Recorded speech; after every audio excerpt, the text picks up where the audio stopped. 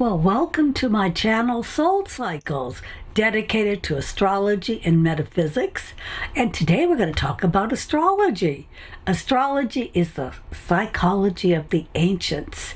And ancient psychologists from Egypt, Greece, Rome, the Middle Ages to present times have looked to the stars to help understand individuals as well as nations.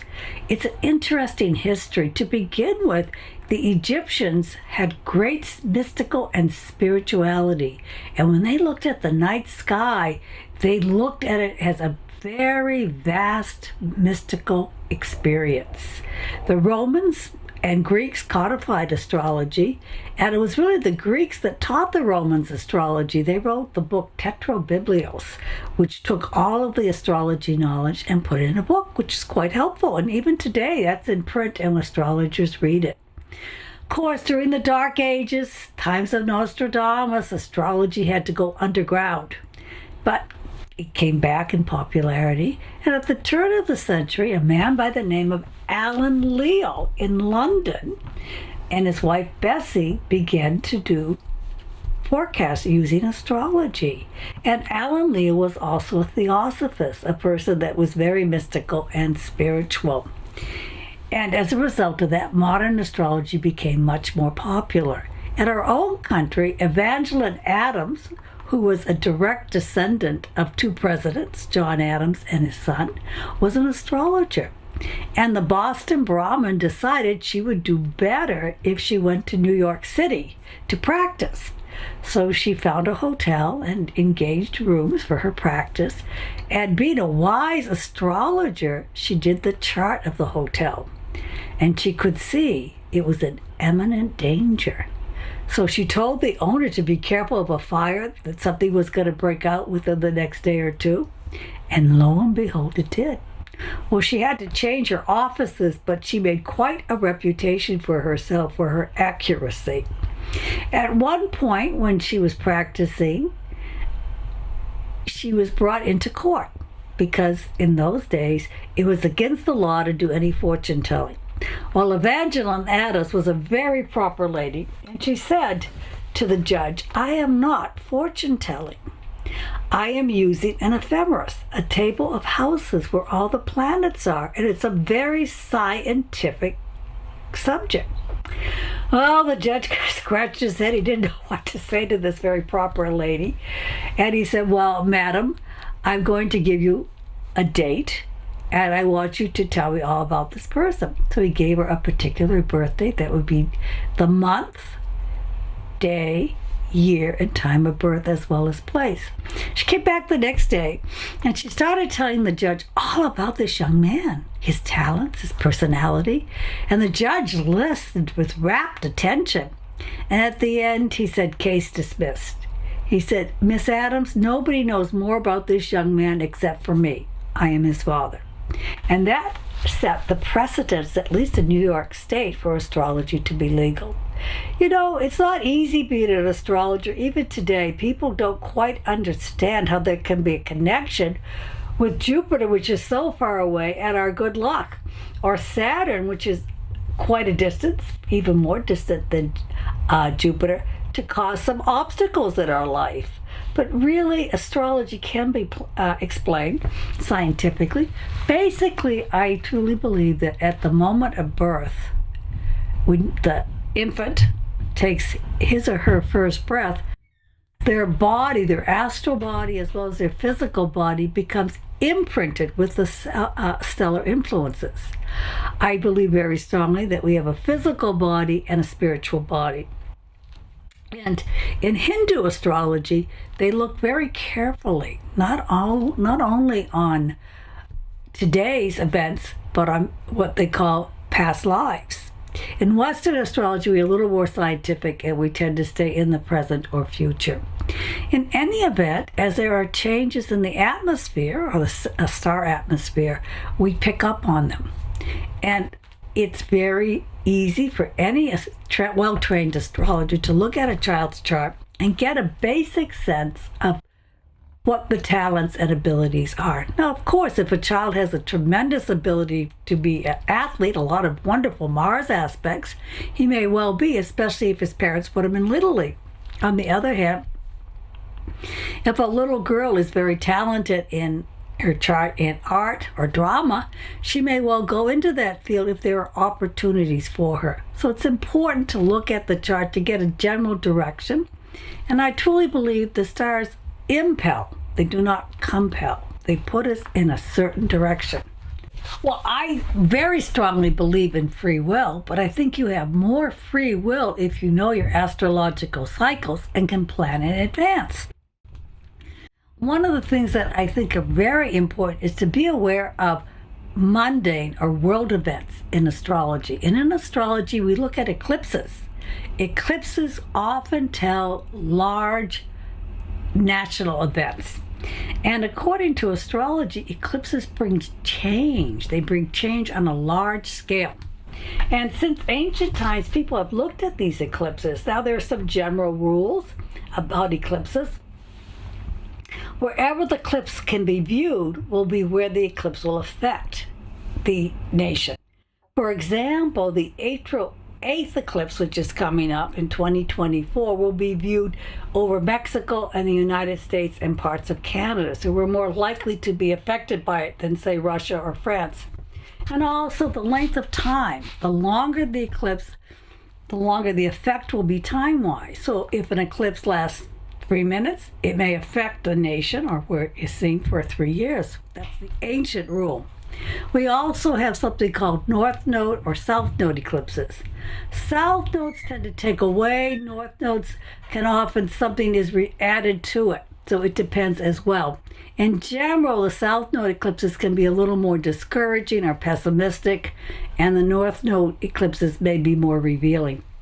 Well, since ancient times, people have looked at it. The Hindus consider the sun and the moon to be the eyes of God. So a solar eclipse would be considered to be like a stern father. A lunar eclipse would be more like a distraught or a very emotional mother. So they have a difference also whether it is a solar eclipse, which is much stronger, than a lunar eclipse, which is not as strong but can be very emotional. Eclipses can be either total or partial. A total eclipse is going to be far more dramatic and strong than a partial eclipse. So that's another factor to take into consideration. With these things in mind, let's take a look at the lunar eclipse, which is going to be coming up in March. The next lunar eclipse is going to be on March 24th at about 5 degrees of Libra. And it will affect people that are born under the sign of Libra, Aries, Cancer, and Capricorn to a certain degree. And it will also be very strong in the United States chart because we'll be making an aspect to our U.S. sun, which is in Cancer. And I do feel that this lunar eclipse may be very interesting. So you might expect in the next month that there are going to be changes in regard to the presidential election. There may be scandal revealed, or it could also be if President Biden is not feeling well, he may be doing less public appearances, kind of under the shadow of the eclipse, shall we say. Also, if you're interested in astrology and you have your own horoscope in front of you, look at the houses where you'll find 6 degrees of Libra. And when you look at those placements, it shows where the eclipse is affecting you personally. So in the first house, it affects your outlook. Sometimes when you have an eclipse in the first house, you may want to change your appearance, change your hairstyle, for example. When it's in the second house, it may have more to do with finances, concern about financial things. In the third house, you have to be very careful of communications under an eclipse in your third house. Computer issues can come up. In the fourth house, it has to do with the home itself. And in the fifth house, it may have to do with young people around you or children. When you have an eclipse in the sixth house of your chart, things to do with work and organization can have an effect. In the seventh house of your horoscope, if it is between 4 and 6 degrees, watch out there are disagreements with people close to you or a tendency to be over emotional. In the eighth house, it may have to do with other people's money, such as banking, insurance policies. Look them over very carefully. When eclipse is in the ninth house of your chart, you have to give extra time for travel plans. You may also be careful where you put down maps and books and things of that nature. If an eclipse occurs in the 10th house of your chart, it has to do with your work. It could be the boss is away, there may be changes in employment, or if you're not going to change, you may be thinking about it. When eclipses occur in your 11th house, it has to do with friends. It may kind of diminish friendships. They may be very busy. And in eclipse of the 12th house, in a lunar eclipse, they have to do with dreams and a little bit to do with your subconscious mind. And this is general because in astrology, we look at very specific things called aspects. Well, there are many charts to consider when we consider the eclipse, including your personal chart, but it's also important to look at the chart of the nation. And the chart we use is when the United States was born, which is July 4th, 1776, in Philadelphia, Pennsylvania. Now, there's been some debate as to the time, although most American astrologers do use the Sagittarius rising chart. So if you look at that, that would put the lunar eclipse of March 24th in the 10th house, which would be affecting the executive office. It would be more discussion or debate about policies, the present policies, and also it could bring more inflation because it makes a square to Jupiter. You'll find that people may be more opinionated as we go through the early spring months, and there's also going to be a feeling that we are spending too much on different programs. So watch and see if that doesn't come in the news. The other thing that is very interesting about the United States chart is that we have many planets in our 7th house. So we've got the Mars there, we've got, which represents the energy of the nation. We also have our Venus there, which is the sweetness or goodness or charity of the nation. The Sun there, which is our prestige. And we have Jupiter, which is our good luck planet. So the United States is really a country that is charitable, that is kind, and tries to do the right thing. But I think there's going to be more debate about spending on the war in Israel. And I also feel there's going to be more pressure for a ceasefire, at least for a period of time.